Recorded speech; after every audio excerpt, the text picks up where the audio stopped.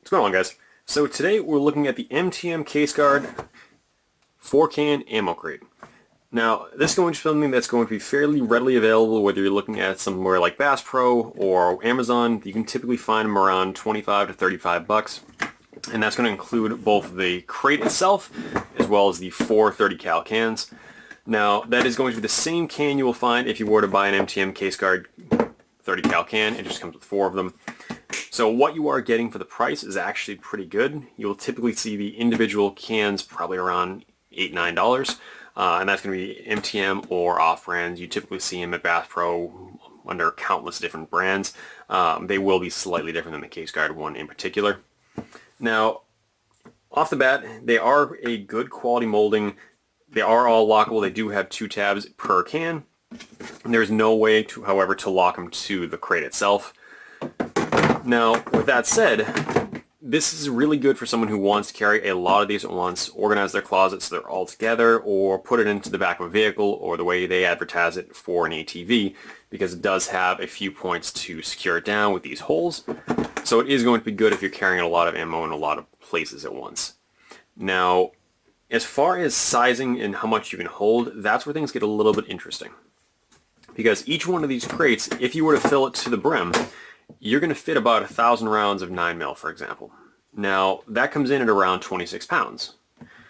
The problem, however, is that each one of these cans are, according to the manufacturer, are rated for 15 pounds. So you're 9 pounds over your limit if you fill them with 9mm. Not to mention, if you fill all of these, you're going to be well over 100 pounds, and that's a lot of weight to be carrying around with just 2 handles on the side. Is it doable? Sure. It's going to be fun? Not really. So if you are going this route, it may be better to say put 500 rounds apiece in them, leave yourself some space for not only the weight rating, but also just make life suck a little less when you are carrying it. So either way, you can hold between 2,000 and 4,000 rounds if you're willing to overload this. Now, as far as other calibers, I did not do the calculations to see how many rounds you can fit. I use 9mm as a good comparison for most people to figure out if that's what they want to go with. Now, as far as the cans themselves, these are pretty much the generic 30 cal cans. Everyone's going to be familiar with them. And I don't think I already mentioned it, but they are made in the US, which is a nice win for a lot of these because you typically see these made in China. So that alone, I'd be willing to pay a little more for just knowing they are US made. They do stack nicely. They do have the ridges along the top, so they kind of lock in together.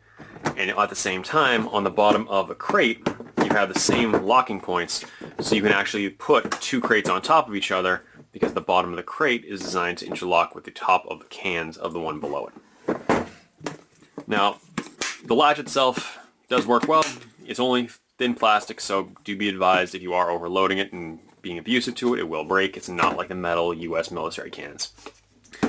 All of them do have the O-ring inside, which can be good for a little bit of light dust, maybe a little rain, but it's not going to be rated for full submersion. There's been plenty of guys that have done underwater testing. Some have even left it under there for about a year. I don't recommend these for that. Frankly, I don't recommend any cans for that. But from what they did find is these ones all leaked. The metal cans tended to hold up a lot better.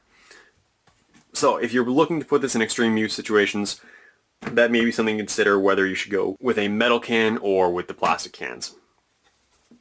As far as the overall package though, it does work well. It's fairly compact. It holds a lot of ammo into a small space.